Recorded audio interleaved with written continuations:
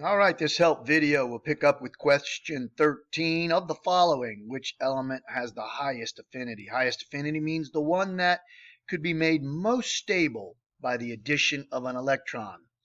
The stability, electron affinity, or the stability, energy, seesaw, means that if the stability side goes up, if that side of the seesaw goes up, the energy side of the seesaw would go down. In other words, energy could be released as signified by a minus sign in front of the electron affinity number. The bigger the number, the more energy that was released.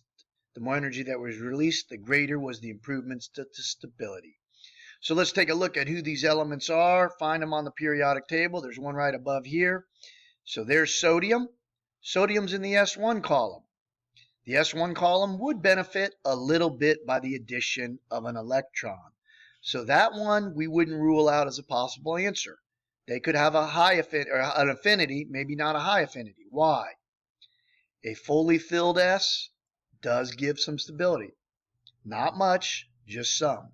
So sodium would benefit a little bit.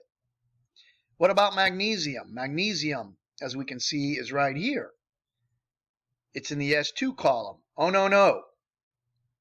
It is not going to benefit by the addition of an electron, because the S2 column, if you give it an electron, it would no longer be S2, it would become S2P1. An element that has a fully filled S has a little bit of stability to it. So when you give it an electron, you would ruin that little bit of stability of just being an S2. It would become an S2P1. What about nitrogen? Nitrogen is right here on the table. Nitrogen's the third column over in the P, which means its P is half full. Half-filled P is better than a not half-filled P. As we can see right here, a half-filled P, D, or F gives some stability. Not much, just some. So if we give nitrogen an electron, it would ruin it being P3. What about carbon? Carbon is right here. It's in the P2 column. If we give it an electron, it becomes P3. That is good. So the question really comes down to what is better, being a S2P3 or an S1 becoming an S2? Well, electron affinity tends to decrease top to bottom. Carbon is further to the right as well. Electron affinity tends to increase left to right and decrease top to bottom. So if we look, that means sodium, who's beneath carbon, on the row after carbon, its affinity should be less. Plus sodium is way to the left of carbon, so its affinity should be less. So if you guessed from the general trend that carbon's electron affinity would be the highest out of that group, that would be correct. In fact, if you look them up, sodium gives off minus 53, carbon minus 122. So carbon has a greater affinity. The bigger that number is, the more it desired the electron. Now we have double matching. We want to match the term to the equation that represents it and the definition. So what do we mean by a negative affinity? A negative affinity means it releases energy because the stability went up. When stability goes up, the energy goes down. So I'm looking for an equation where energy is released or is a product. This is the only equation right here that has energy on the right side on the product. That means it was released. So letter B looks like it's the electron affinity. Electron affinity, the energy change as an electron is added. So here's atom A. There's an electron being added to it. That's an affinity. And we made A minus and energy was released. Letter B. Stability went up. So let's find the definition here. Electron affinity is the measure of energy change that occurs when an electron is added. That's letter D and AB. Both of them start the same way. However, it says in this case, the electron makes the atom more stable. Oh yeah, if stability side of the teeter-totter goes up, then the energy side goes down. Letter D is describing a negative affinity. The next one, ionization energy. Ionization energy it takes to remove an electron. So on this one, we're looking for an electron being removed. So I'm going to look for the one that has an electron on the right side. Letter C has an electron on the right side. It was removed. And ionization energy. To remove an electron, it always takes energy. So we have to add energy to remove the electron. If we didn't have to add energy to remove the electron would fly right off. Letter C from that column. Ionization energy, energy needed to remove an electron. That's definition E. Positive electron affinity. That is where we had to add energy to the atom to get it to take the electron. So I'm going to look for energy on the left side. This one has energy on the left side of the arrow. We're adding it to the atom. This one has energy on the left side. We're adding it to the atom. So which one is it, A or C? Well, electron affinity, we're giving the atom the electron. So we need the electron on that side as well. This one, the electron is a product. We pulled the electron off the atom, leaving a cation. So positive electron affinity, it's equation A. Electron affinity is the measure of the energy change that occurs. All right? But here we had to add energy because the stability went down. So if the stability side of the teeter-totter goes down, the energy side goes up. That's letter AB. Measure of energy change that occurs. In this case, the electrons being added makes the atom less stable. The stability side went down. Therefore, the energy had to be added. It went up. AB. Now we take a look at 17. Which of the statements are false? I like to highlight it in false, like in red, because I'm looking for the false one. And then I write the true falses out to the side so I don't get confused. So which statement's false? The second affinity. In other words, the energy change that occurs as you add a second electron will always be lower than the energy it took when you added the first. Well, why would that be? Well, when we add the first electron, we end up with an anion. Here I'm adding an electron. I add up with a negative ion. Here I added an electron. I ended up with an anion. We added up with the anion. So now when we add the first electron, it's negative. When we go to add a second electron, I'm trying to add something negative to something that's already negative. So it'll take greater energy or force to get that electron onto the atom. So yes, the second electron affinity will be less because of the repelling force that you must overcome to squeeze the second electron on. That's true. Letter B, the second ionization energy is going to be larger than the first. Well, it will be. Why? On the first ionization energy, it's the energy it takes to pull off the first electron. As we see here, we add energy, but when we pull off the first electron, we have a cation. A cation is a positive ion. So now we have the protons in the nucleus pulling on fewer electrons, so it'll be able to pull those electrons in more closely. So when you remove an electron, the cation, the positive ion that you make, is going to be smaller.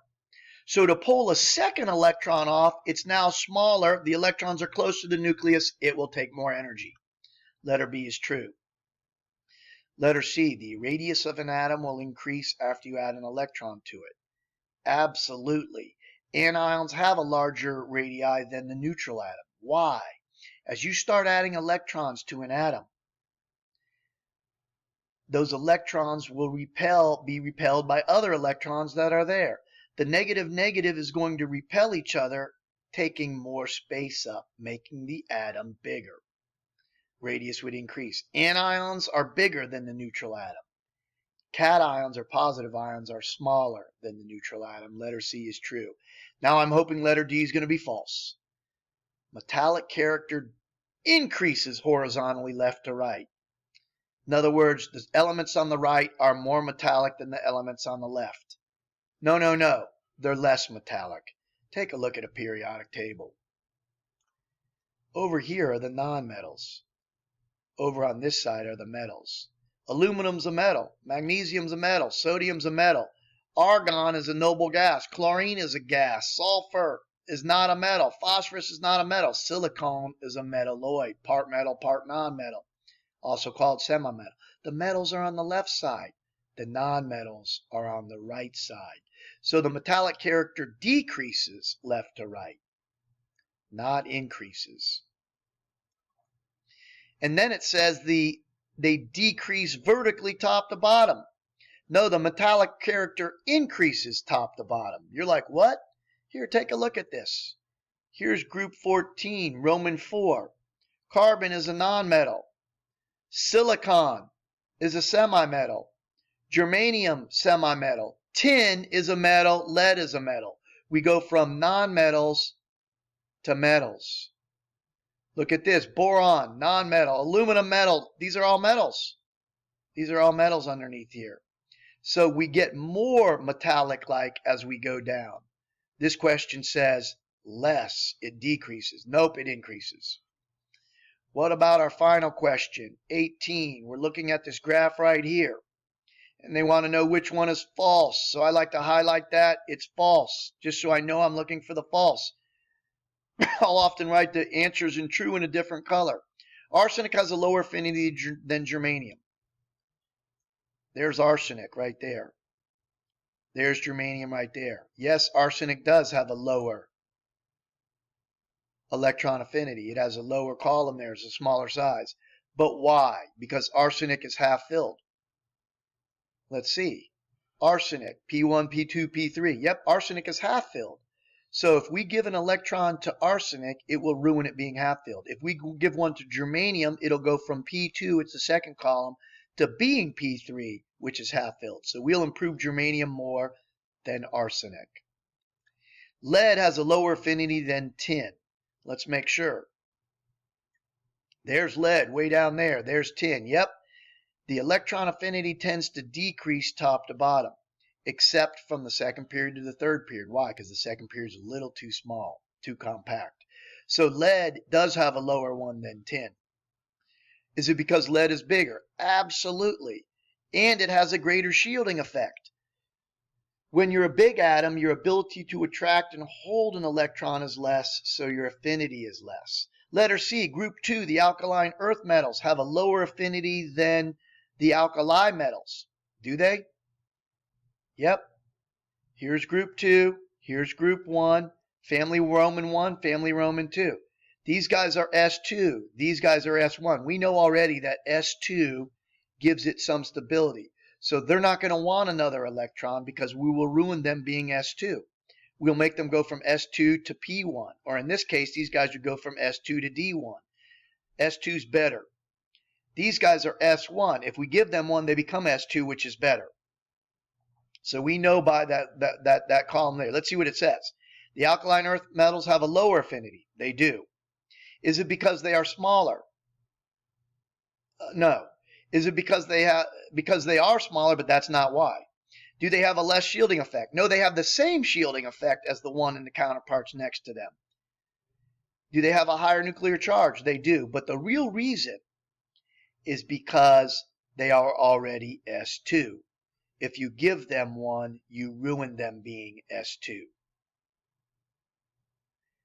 Letter D, 18, has the lowest affinity of all. Absolutely. They are already stable. Group 8, or Group 18, Roman 8.